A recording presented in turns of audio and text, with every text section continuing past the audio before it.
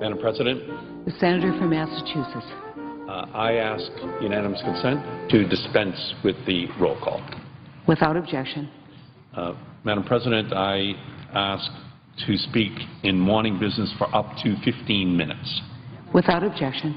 Thank you. Mr. President, Madam President, today I am here to give my first speech on the floor of the United States Senate.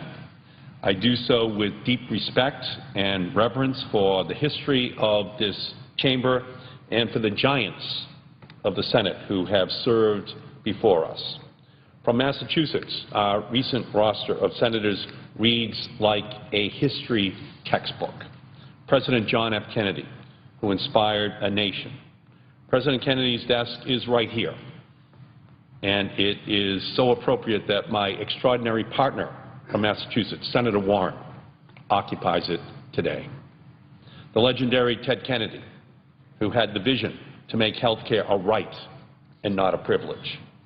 Ed Brooke, the first African-American popularly elected to the Senate. Paul Tsongas, a model of independence. For 28 years, John Kerry was a champion for the people of Massachusetts. Now he is our chief diplomat to the world, his skill already shown in his ability to bring Russia and Syria to the negotiating table. America is the greatest country on earth. My father drove a truck for the Hood Milk Company. He graduated from the vocational program at Lawrence High School.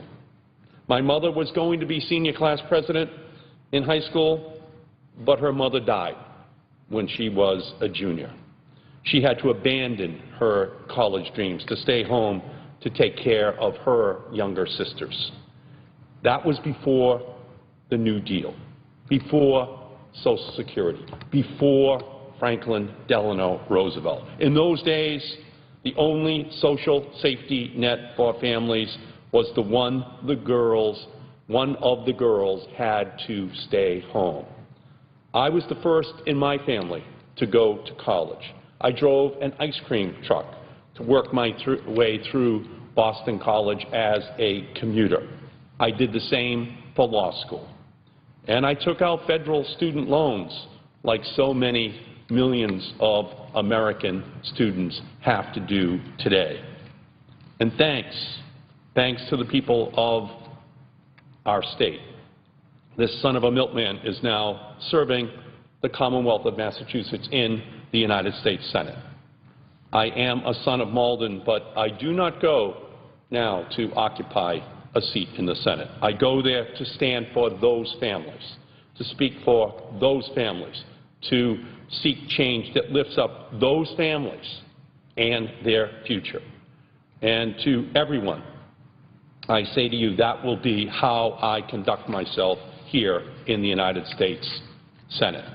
And so I come here today to discuss my perspective, formed by the Commonwealth of Massachusetts, guided by its people, practiced in the House of Representatives for more than 36 years, and open to new knowledge, new ideas, and innovative ways to move our country forward. From its inception, Massachusetts has thrived because it is a wellspring for the advancement of humanity's ideas and ideals. Nearly 400 years ago, the Pilgrims braved an uncertain passage to Plymouth as religious innovators. But the Pilgrims would likely not have survived the New World's harsh environment without learning new ways from the native Wampanoag Indians, the people of the dawn, as their tribal name translates. And so our bearings were set early in the Bay State. In a sense, we in Massachusetts are all people of the dawn, looking over the horizon towards a new frontier, striving to forge a better tomorrow. It is no surprise that when America moved from farms to factories, it began in Massachusetts. Massachusetts has survived and it has thrived because of our tradition of innovation and imagination. We invent the materials that power our economy. We initiate the moral discussions that advance a nation. We are never satisfied with what we have accomplished, instead always pushing for progress, embracing the promise of the rising sun. And we know from experience that when we invest in the future, we create jobs here and now in our country. During the last few decades, the pursuit of the possible that is hardwired into our Massachusetts DNA has helped us weather tough economies and rough international competition better than many other states. We have become a high-tech, clean-tech, biotech hub for America and for the world. At places like MIT and at companies like Bolt, Beranek, and Newman in Boston, the underlying architecture of the Internet was envisioned and set in motion. Earlier in my career, Congress passed 3 telecommunications bills on a bipartisan basis that I helped author that removed barriers for innovation and unlocked opportunity for entrepreneurs, creating jobs in Massachusetts and across the nation by unleashing more than $1 trillion of private sector investment in this emerging technology area. Now the future of telecom is mobile. Massachusetts has several hundred mobile companies. We have the strongest robotics centers in the nation. We have the burgeoning digital games industry centered in our state. We are ready for the next generation of technology jobs because we spent decades building our digital foundation. Massachusetts was once the nation's leading power producer. When Melville wrote Moby Dick by the light of a whale oil lamp, but now we are at the forefront of the most recent energy revolution. Our electricity is getting cleaner. We're using it smarter, and it is getting cheaper. Massachusetts is now the #1 state in the country when it comes to energy efficiency. And just yesterday, Boston was named America's most energy efficient city. Our shores will host the first offshore wind energy farm in the nation. The same winds that brought the Pilgrims to Plymouth Rock will now power a new generation of jobs in Massachusetts. Massachusetts is 7th in the nation in solar installed per person in the whole country, even in a state more known for the perfect storm than for perfect sunny days. In Massachusetts alone, clean energy now employs 80,000 people across 5,000 businesses in our state. If we continue our commitments to clean energy, we will put steel workers and iron workers and welders and electricians to work building a new backbone for a new energy economy here in the United States and across the world. Massachusetts is the hub for biotech on the entire planet. We're #1 in per capita dollars awarded by the National Institutes of Health, supporting 35,000 jobs statewide. Health is our first wealth, but in Massachusetts, it's also one of the best job creators. We are an idea factory, pumping out new concepts, creating new companies that produce new jobs and discover cures for deadly diseases. In Massachusetts, we recognize that education is a ladder of opportunity that allows every child to maximize their God-given abilities. The first public school in America was established in Massachusetts. Today, Massachusetts students are #1 in the nation in math, in reading, and tied for #1 with New York in science. For students in Massachusetts and around the country, we should never let the big dreams of attending college be thwarted by the small print of overly burdensome loans. And as children learn in an online environment, we need to make sure that they can grow, develop, and make mistakes that won't derail a promising future.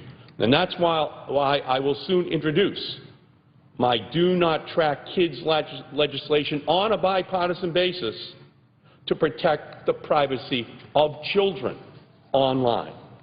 The value of our economy grows because it is imbued with our American values. What unites us is the unshakable belief that no matter where you come from, no matter what your circumstances, you can achieve the American dream. We believe everyone should get a fair shot. No one should be left behind. It is time to get back to the values that made Massachusetts and this country great.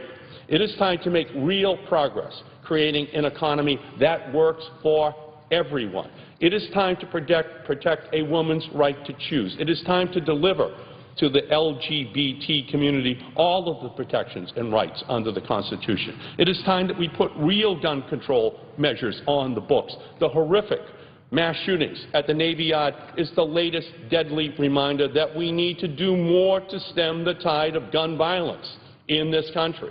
Newtown, Aurora, these tragedies are not inevitable. They are preventable. This senseless carnage must end, and we need a ban on assault weapons. We need a ban on high-capacity magazines. We need universal background checks combined with comprehensive care for our mentally ill. We need to put an end to the partisan gridlock that prevents even the most basic of gun control measures from becoming law. In the next few weeks, we will see our seventh fight over our debt and deficit in the last couple of years. We need to break down this rampant ideology that threatens to turn a government that works for the people into a government that simply shuts down. We must also end the mindless, across-the-board cuts from sequestration. Cutting programs like Head Start will leave a generation of kids lagging behind. Slashing investments in science means the breakthroughs that create jobs and cure deadly diseases could go undiscovered. Cutting defense spending mindlessly can undermine our security. We need a new transportation bill that puts union workers back out there working, rebuilding our roads and our bridges. While many economists have labeled the recent downturn a recession, for our working families and low-wage earners, it has become an economic depression. Economic inequality tears at the fabric that makes our country great. It turns e pluribus unum into everyone for themselves. We must raise the minimum wage for the people who are struggling to make it into the middle class. We need to create an end of the era of climate denial. Climate change is irrefutable. It is raising sea levels. It is giving storms more power. The planet is running a fever. There are no emergency rooms for planets. We must put in place the preventative care of unleashing a renewable energy revolution in wind and solar, in biomass and geothermal, in energy efficiency that avoids the worst, most catastrophic impact of climate change on this planet. We are seeing it on an ongoing basis, not just here in our country, but all across the planet. Our moral duty to future generations calls for us to address climate change, but it also is an economic opportunity to create new jobs here in our country. I will soon introduce legislation that will call for America by 2025 to reach a 25% target for clean energy and energy efficiency improvements. This bill will create jobs as it cuts pollution. And I will continue to work to pass climate legislation, as I did in the House of Representatives. I will also introduce legislation to fix our aging natural gas system in Massachusetts and across the country, making it cleaner and more efficient. We can use affordable natural gas and clean energy built and delivered through the work of union hands to power new American manufacturing centers. That is a job creation triple play. Generate new energy, build new infrastructure, and manufacture new American products.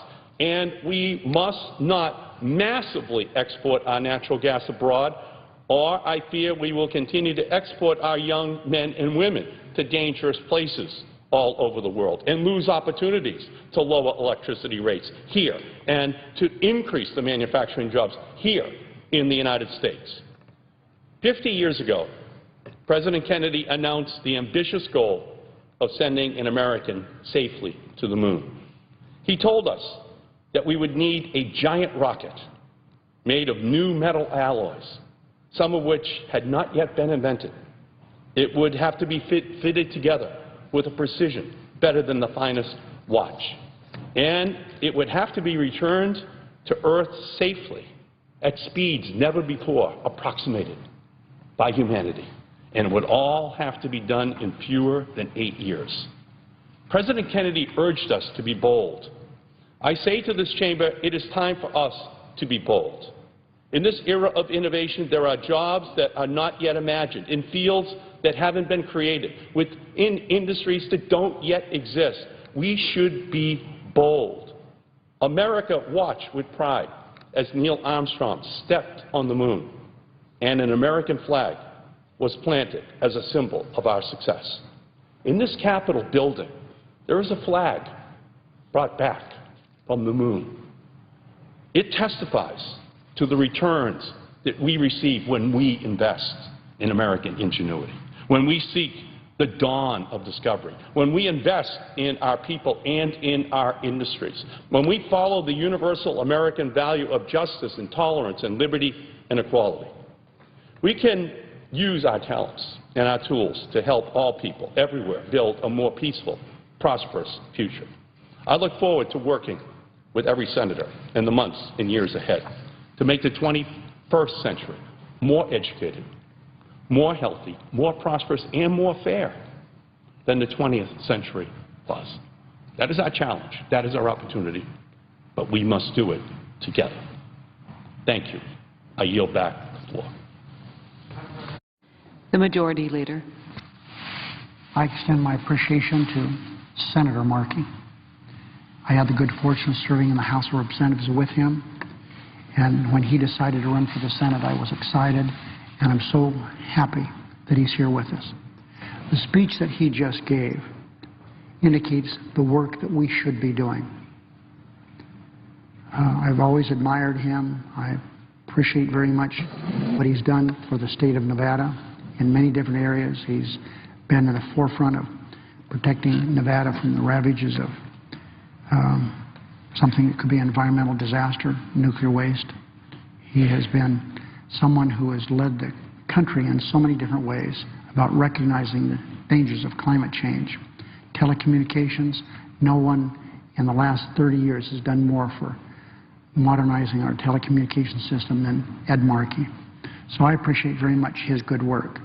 But, Madam President, as I sat and listened to this remarkably important speech, I think of the Massachusetts delegation, 2 new senators, but what wonderful senators they are. Senator Elizabeth Warren, Senator Ed Markey. The potential that they have is so astounding. But you know, Madam President, you know what's on the news today? This will be the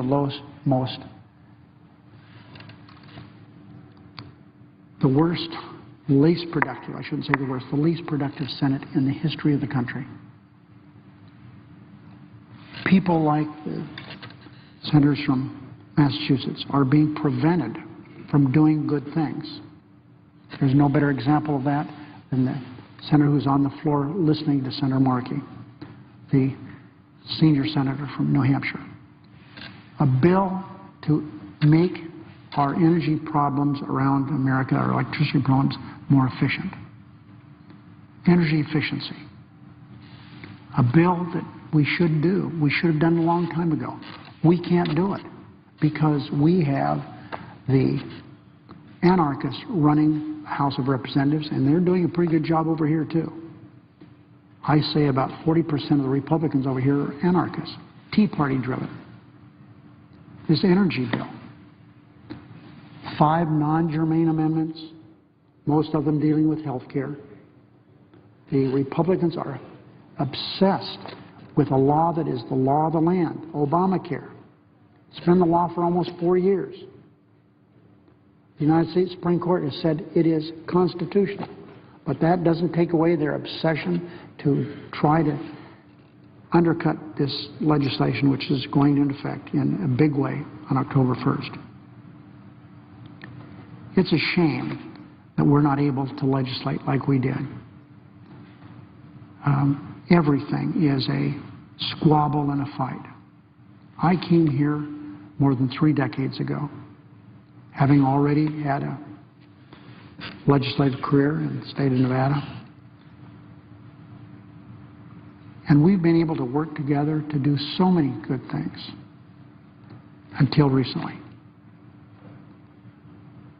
We're now waiting to see what the House of Representatives is going to do, how absurd it's going to be, what they're going to send us.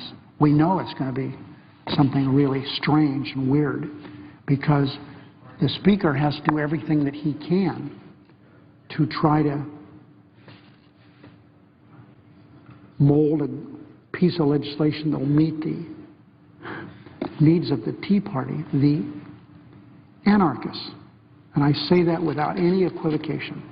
They do not want government to work on any level, not the local level, not the state level, and certainly not here. Any day that's a bad day for government is a cheering day for them. So I am so impressed with the senator's speech, but I am distressed at what's going on here in the United States Senate about trying to get things done. Bipartisanship is a thing of the past. Now all we do is gotcha legislation. I was given the assurance by many Republicans, let's do energy efficiency. Let's do it. We'll work together on a bipartisan basis. And the first thing out of the box is something that will derail this legislation. So I am thankful that we have a new senator who's as talented and as good as he is. But I wish his talents could be more put to work here in the Senate. Madam President. Senator from Massachusetts. Madam President, I'm proud to come to the floor today to welcome my colleague Ed Markey on giving his first speech on the floor of the United States Senate. You know, long before I became a United States Senator, Ed Markey was in the House of Representatives, became the Dean of the Massachusetts delegation, and has been out there working for the families of Massachusetts, for the families of this country. He has been a leader on issues ranging from energy and the environment to technology and telecommunications. And he knows how to get things done. And that's very inspiring. So I just wanted to come by today to listen to his first speech, congratulate him on his first speech, and to say how much I'm looking forward to working with my partner, Ed Markey, in the United States Senate. We're going to do our best to get something done. Congratulations, Ed. Appreciate it. Thank you. Morning business is closed. Under the previous order, the Senate will resume consideration of S. 1392, which the clerk will report. Calendar number 154, S. 1392, a bill to promote energy savings in residential buildings and industry and for other purposes.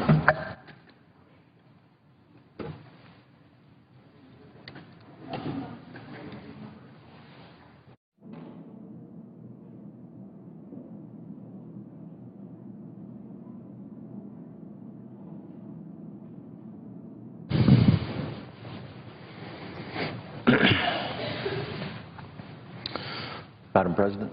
Senator from Wyoming. Madam President, I also want to welcome the new senator from Massachusetts to this body. I listened to his speech, and we'll have some discussions over some of those items at some time, I'm certain.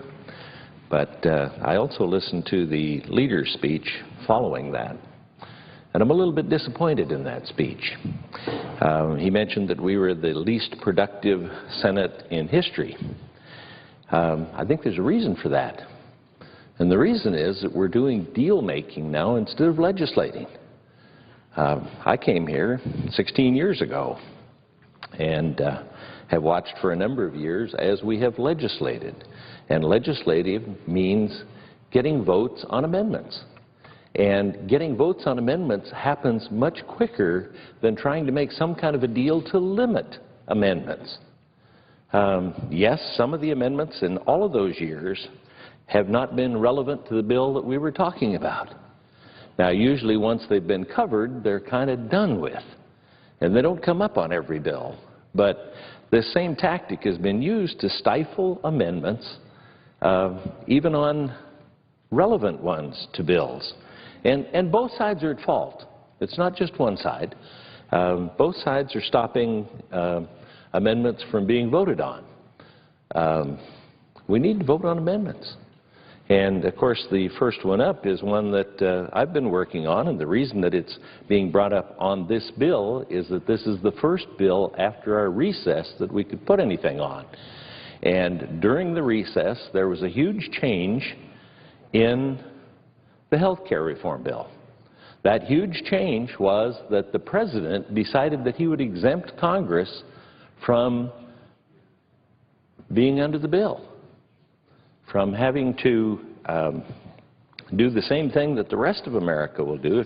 If you work in a business in America, private business, and your business does not provide the insurance and you have to go on the exchange, now, of course, the United States Senate and the federal government provides insurance, but we all agreed that we would go on the exchange because the American people had to go on the exchange. And when we go on the exchange, we should have to abide by the same rules as anybody else who goes on the exchange. So private business, if they say we're not going to buy insurance, their people have to go on the exchange. And if they go on the exchange, they cannot get a contribution from their employer for their insurance. Now, there's a subsidy for people that earn under, I think it's $42,000 a year as an individual, or $92,000 as a family, and they can get a federal subsidy. They cannot get a subsidy from their employer. The President decided, through the Office of Personnel Management, that senators would be able to move that contribution over to the exchanges. That's different than everybody else. We should have to live under the same laws that we pass. That was the contention that we made when we put that amendment in the bill. And that amendment went in the bill in the Health, Education, Labor, and Pensions Committee. It went in the bill in the Finance Committee. It was agreed to on the floor of the United States Senate. We said we ought to be under the same rules as everybody else when it comes to the health exchanges. And we ought to try those health exchanges so we can see what America's going through. We did that. We maybe did it to ourselves. But that's the way that government really ought to work, is with those who pass the law living under the law. And all we're asking for is a vote to see if the Senate agrees that we ought to live under the law the way that the other people will have to live under the law. Now, as far as delaying the bill, it only takes probably 30 minutes for a 15-minute vote here. It should only take 15 minutes for a 15-minute vote. But it takes 30 minutes at least, sometimes a couple of hours for a 15-minute vote if it's a close one and they want to negotiate on some of the people voting on it. But we ought to have to vote on that. We ought to put our names on the line on how we feel about having the American people under a situation where their employer cannot contribute to their health insurance if they go on the exchange, and make that same law apply to us. I traveled Wyoming during the recess. We traveled about 6,000 miles by car, and I did a lot of listening sessions, and I never heard anybody say, no, I think that Congress ought to be able to continue doing what they've been doing before. Instead, Congress ought to come under the same law. Now, there is a little addition to this bill that we didn't put in the original bill. Maybe that's what's holding it up. That little addition to the bill is saying that the President and the Vice President and the President's appointees should come under the same rules as Congress in this instance of going into the exchange. So I would hope that the President, since the bill's kind of named after him, would want to be under the bill just like everybody else. If we're not going to allow contributions for businesses to go to regular people that go under the exchange, then the same rule ought to apply to us. And that's pretty much what the amendment says. It clarifies the law and make sure that the Office of Personnel Management can't just exempt us without authority. And it's more than a clarification. It's a complete reversal of what we passed in this body. And when we passed it, I think on the floor it was unanimous. And that means that it was pretty bipartisan. And that means that we all agreed that maybe we ought to live under the same laws as the rest of the people in America. So let's just have a vote on it. And like I say, 30 minutes is about all it'd take for a 15-minute vote. And we could move on to other issues. And that's the way we used to do things around here. It wasn't unusual for a bill to have 150 amendments. Now, I don't ever remember voting on 150 amendments because there's some duplication in amendments that are turned in. There's also some people that realize as the debate goes along that their amendment would not go. And they don't want it to be voted on and lose when they might be able to win with it later. And, of course, I'm in favor of doing relevant amendments on bills, and you'll find that usually any amendment that I'm signed on to is relevant to the bill. The reason this is an exception is because it came up during the recess, and the effect begins on October 1st. And I don't know what other bills are going to come up before October 1st. At the pace that we're going, this one won't even make it by October 1st. So just voting on bills instead of trying to negotiate it down to a 10-vote package. And on the immigration bill, I think we had 9 votes. It took us 3 weeks. There were 200 amendments, probably 150 that could have been voted on. And in 3 weeks, I think we could have made it through 150 of them. And that would have made it a far better bill. That's what legislating is. Now, all of those would not have passed. Maybe very few of them would have passed. Maybe only 9 of them would have passed. But people would have had a decision and would have been able to represent what their people back home were telling them. And that's what we're supposed to do here. Every senator, the reason the Senate has the rules that it does is so that they can actually represent their people back home. And one of the ways you do that is through amendments. So occasionally there will be surprises, and something that isn't relevant might wind up on a bill. Usually if it's not relevant, it gets defeated. There's even a way to process a whole lot of amendments in a hurry, and that's with the tabling motion. But we're just not getting to vote. And we ought to do some voting around here and move on. This is an important bill. And there are some good amendments that have been turned in that would also like a vote on it. So we just get through, just go through them. Then we'll be a productive body. And we can cover a lot of bills. I think that a lot of bills make it through here in about 3 days, but we spend 3 weeks negotiating on not having amendments.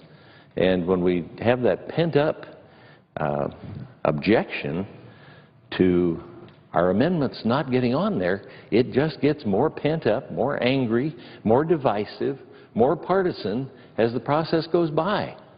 So we ought to revert to the way the Senate used to work and just vote on amendments. We won't like all of them. We know that some of them will wind up in ads against us when we run, but that's always been the case. And there's no reason to change it now. So I would hope that we would vote on amendments and get busy on this. It is an important bill. I'd like to see the bill finished. We need to do a lot of things on energy for this country. And particularly if we're going to keep energy prices down where people expect them to be. So, again, let's vote. I yield the floor.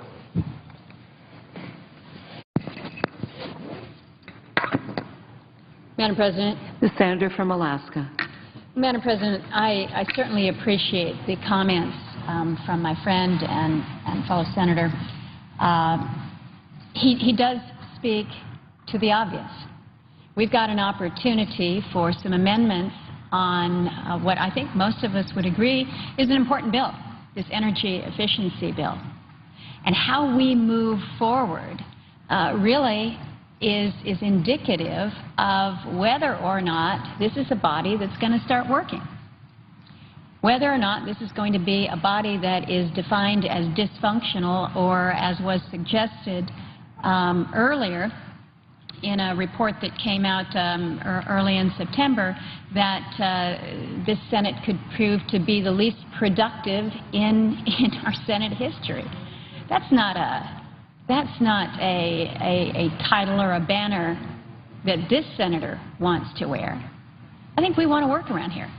I think we want to try to produce. I think we want to legislate. In fact, I know that's what I want to do.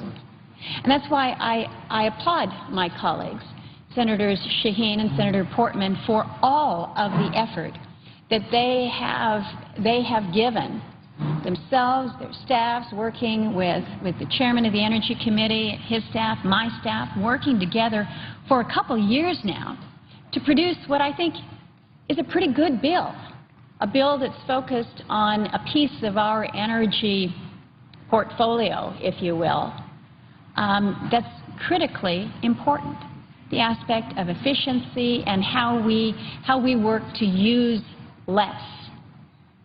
So what we have in front of us today is not legislation, I think, that is controversial in the sense that it's pitting different philosophies against one another.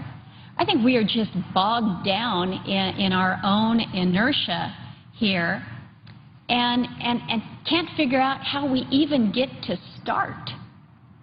Well, that's a pretty poor reflection on us. I would like to suggest that the way you get to start is how we started this debate out just a few days ago, where Senator Wyden and I came to the floor with the sponsors of the bill, Senator Shaheen, Senator Portman, and we said, okay, great bill, talked about the advantages of energy efficiency and all that the Shaheen-Portman delivers, this very bipartisan product and effort. And then we started talking about amendments that would actually strengthen this bill. And we had no fewer than a dozen members come to the floor on both sides of the aisle talking about their good ideas, how we're going to build more efficiencies into whether it's our schools or our public buildings, how we can help nonprofits out. These were all good, strong, healthy ideas. And then, you know, we're here today, and as my friend from Wyoming has indicated, we're just stalled out. We're not moving forward. The majority leader suggested this morning, his words, not mine, that we perhaps wouldn't finish this legislation. That's quite disturbing to me. That's quite disturbing to me, Madam President, because if we can't finish legislation like an energy efficiency bill, something that most of us would recognize is a good approach to our energy issues here in this country, what are we going to be able to do on the really big stuff? We talk about pent-up demand for amendments. Well, let me suggest to you that there is a pent-up demand for real energy legislation, that for 5 years now, we have not seen an energy measure debated on the floor of the United States Senate. Now, that doesn't mean that we haven't passed some good energy bills. In fact, I was pleased to work with the chairman in passing 2 hydroelectric bills in just before the August recess. And these are good bills. These are really going to help us as we work to reduce our emissions, provide for jobs, provide for greater electrification across the country. These are good. But we really haven't had that good, comprehensive discussion about the energy issues that have impacted our nation in the past 5 years. And think about what's happened in 5 years. 5 years ago, if you had mentioned the shale revolution, people wouldn't have had a clue what you were talking about. Think about what has happened with natural gas in the past 5 years. And, Madam President, you know full well, because in your state, the state with the lowest unemployment in the nation, a state where anybody that has a job has one, and in fact most people have 2 or 3, when you think about the changing dynamics of an energy world, think about it in the context of a timeline. What's happened in 5 years? Boom. Think about what has happened to the economy. We read the articles just a couple weeks ago about how not only is natural gas helping those who work in the industry, it's one of these rising tides that lifts all boats, because when people are paying less for their utilities, it allows them to spend more out on the economy. So everyone is benefiting. Our economy, the unemployment picture is improving. We're seeing good, positive things because of our energy future. Everybody seems to be bullish about it, except us here in the United States Senate, because we can't seem to get an energy bill to the floor. And then when we do, after years of good, hard work by good folks wanting to do the right thing, we get to the floor and we get stalled out. Now, again, there is pent-up demand for amendments, because what we have known to call regular order hasn't been so regular anymore. The chairman of the Energy Committee and I, as the ranking member, I think have worked very hard, diligently hard, on a daily basis to make sure that within our committee, we're a committee that's working. We are producing bills. In fact, as I understand, our committee has produced more than half of all the bills that have been reported and are ready for action on the floor. We've rolled up our sleeves. We've said there's going to be areas that we disagree. But on those areas where we can come together and make some things happen, let's make it happen. And we've been doing that. But you know what? If you work hard as a committee and you produce good things and then it doesn't go anywhere, wow, after a while, you feel like, why are we working so hard around here? Well, I know why I'm working hard. I'm working hard because the people in my state pay more for their energy than anywhere else in the country. I'm working hard because I want to make sure that we've got jobs for Alaskans, jobs for people all over the country. I'm working hard because I think energy policy is fundamental to everything that we do.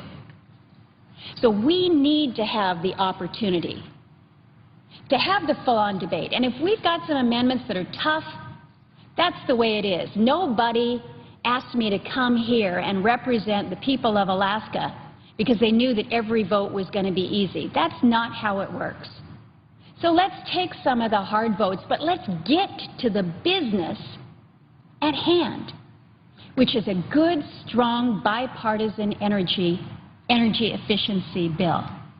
And then when we're done with that one, I want to work with the chairman to address the unfinished business that we have. I want to work on measures that will help us enhance our energy production, whether it is with our natural gas, onshore or offshore, whether it's what we do more to truly become an energy-independent nation, whether it's how we deal with some pretty hard issues, like how we treat our nuclear waste, how we're going to build forward an energy future based on renewables and alternatives, which I am all about.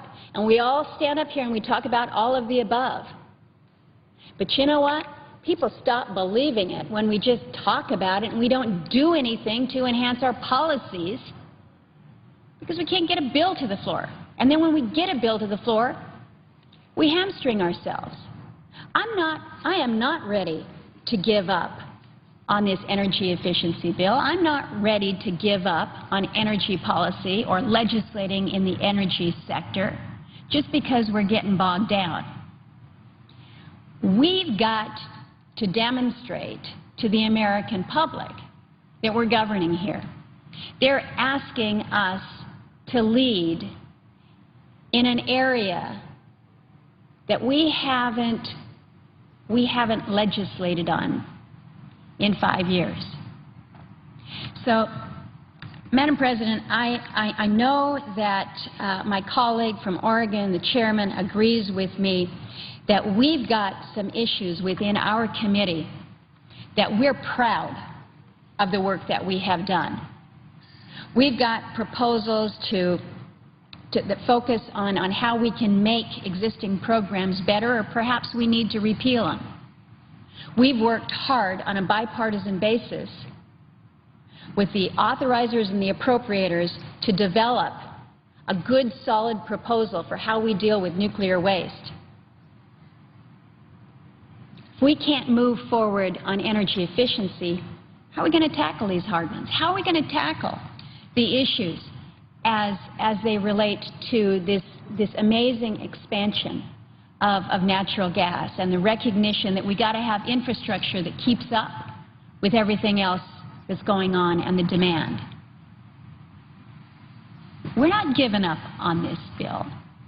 We're not going to give up on the good bipartisan work that Senator Shaheen and Senator Portman have crafted, and that so many others have stepped forward to say, this is good stuff.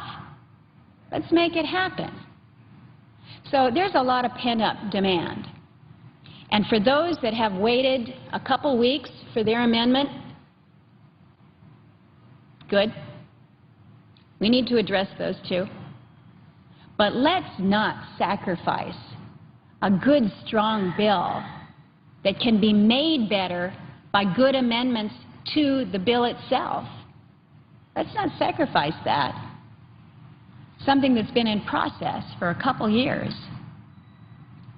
Because folks are saying, I got to have my piece right now.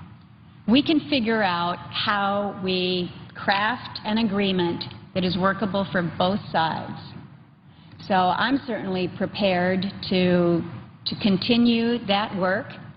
And if the deal that's been offered to this point in time isn't acceptable, okay, let's go back and figure out what is going to be acceptable. Let's not throw in the towel. This is too important. We've got too much pent-up demand for energy solutions for this country. So I'm here to stay focused on the issues at hand. But what we have in front of us, the bill that we're working on, is a good, strong, bipartisan energy efficiency bill, and I want to continue that. And I know that my colleague, the chairman of the committee, wants to continue that, and I think that's our effort here. So with that, Madam President, I thank those that have stuck with us throughout this past week, but I'm hoping that we're going to be sticking with this for a while longer, and we're going to see this bill across the finish line. With that, Madam President, I know that the chairman had wanted to speak as well. Madam President, The senator from Oregon. we both, and I could see that the President of the Senate was riveted on Senator Murkowski and her remarks, and for a reason. That was truly inspiring.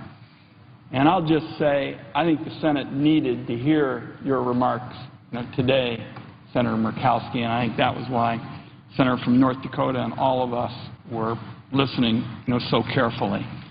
And to just kind of pick up on some of the things that Senator Murkowski said, this bill that we are considering now is pretty much the platonic ideal for consensus legislation.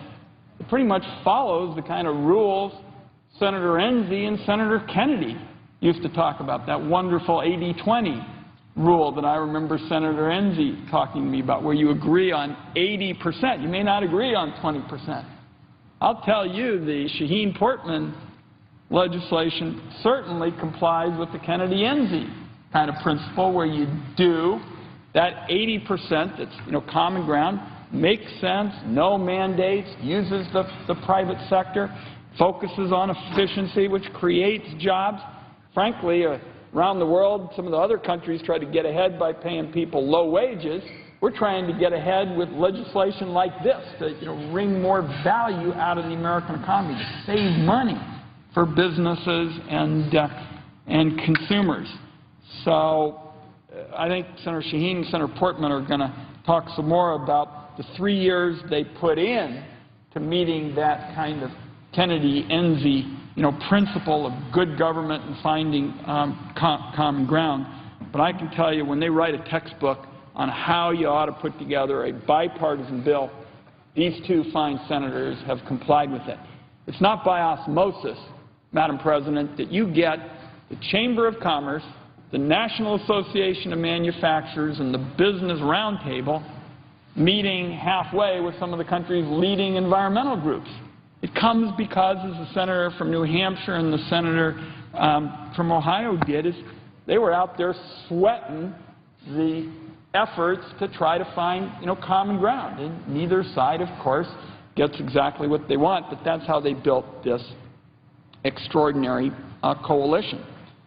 Now, point number two that Senator Murkowski addressed, and I think it's a very important one, and it was highlighted by my visit to the President of the Senate's state here in the last few days, is the whole question with respect to, future legislation. I come from a state, my colleague knows this, that doesn't produce any fossil fuels. We're a hydro state, we're renewables, and a lot of people said, oh, Ron's going to be chairman of the Energy and Natural Resource Committee. Nobody's going to talk about anything except hydro and, renewables. The first hearing that we held in our committee was on natural gas. And the reason why Senator Murkowski and I, we made that decision, jointly, made that decision is because there ought to be bipartisan common ground on tapping the potential of natural gas for our country, for our consumers, and for the planet. It's 50% cleaner than the other fossil fuels. We've got it. The world, wants it. A lot of companies are talking about coming back, from overseas because they want to take advantage of that pricing advantage. What I've been talking to senators about, and I do it at every opportunity, is how do we find a win-win approach that's good for the consumer and good for business, good for the environment. We're going to need, for example, on natural gas, a way to get that gas to markets. That's going to mean more pipelines. So one of the ideas that I want to talk about with senators on our committee and off the committee is, well, wouldn't it make sense to say, if you're going to need more pipelines, let's say the pipelines of the future ought to be better pipelines. Pipelines that meet the needs of industry, but also help us get that added little benefit for consumers by not wasting energy, and for the planet, because I saw folks in North Dakota working really hard to try to deal with flaring and these methane emissions. So what I'd like to do is exactly what Senator Murkowski described this morning. She wants to get a bipartisan energy efficiency, bill, which is a logical place to start, as the senator said, on an all-of-the-above strategy. And then we are going to move on to a whole host of other issues, in each case, taking as our lodestar, Madam President, this kind of win-win concept that can bring people together, can find some common ground, and let us tackle big issues, which in the energy context mean you're doing something that helps create good-paying jobs, helps the consumer, is also good for the planet. Now, my sense, is right now we've got a number of issues that colleagues on the other side of the aisle have felt strongly about for quite some time. And I think there's a real chance, and I've been advocating for it, to work out an agreement to deal with the two that have been particularly on the minds of some colleagues on the other side of the aisle, the health care issue and Keystone. And certainly I think there is a way to find common ground on those two issues procedurally so you could have a vote on two issues that I've heard particularly conservative colleagues say are extraordinarily important to them. And at that point, our leadership, if they could get, an agreement on those two, could negotiate on any other matters where we could agree. But what we would ensure is we wouldn't have a situation where, in effect, a handful of colleagues who want to offer amendments unrelated to energy efficiency wouldn't be blocking dozens of United States senators of both political parties who would like to offer bipartisan energy efficiency amendments. That's what we would face if we don't find a way to work this out. So I'm part of this "we aren't giving up" caucus that Senator Murkowski described, because I think we come here to find a way to come together and deal with these issues. And I'll just say, speaking for myself, Madam President, if there is one thing that I want to be able to take away from my time in public service, just one thing, and as President of the Senate, who apparently, Senator Murkowski, apparently, she was a volunteer in my first campaign. I was a Gray Panther, had a full head of hair and rugged good looks and all that. She's denying that, I can tell. If there's one thing I want to take away from my time in public service, is what Senator Murkowski alluded to, is that we did everything on our watch to find common ground and deal with some of these issues. That's why Senator Isaacson and I have a fresh approach that I think is going to appeal on both sides of the aisle on Medicare. I've been involved with senators on bipartisan tax reform, Senator Murkowski and I on energy. She said, let's not miss this ideal opportunity to put good government into action, and that's by moving ahead with the Shaheen-Portman legislation. Let us get an agreement. I think it ought to be achievable in the next few hours. I'm going to go back, and I've met with leadership on both sides, and I'm making the case that I think there is a procedural way out. I think Senator Murkowski described it, and with the goodwill she just demonstrated and what I thought was a really inspiring address, and I could tell the President of the Senate thought the same thing, I think we can find our way out of this. And I see the sponsors of the underlying legislation, Senator Shaheen and Senator Portman, on the floor. I want to thank them for the fact that they've consistently said throughout this process they're willing to work with Senator Murkowski and I for this kind of procedural route forward, and I think it's achievable, particularly if senators reflect on the outstanding remarks just given by the senator from Alaska, and I yield the floor.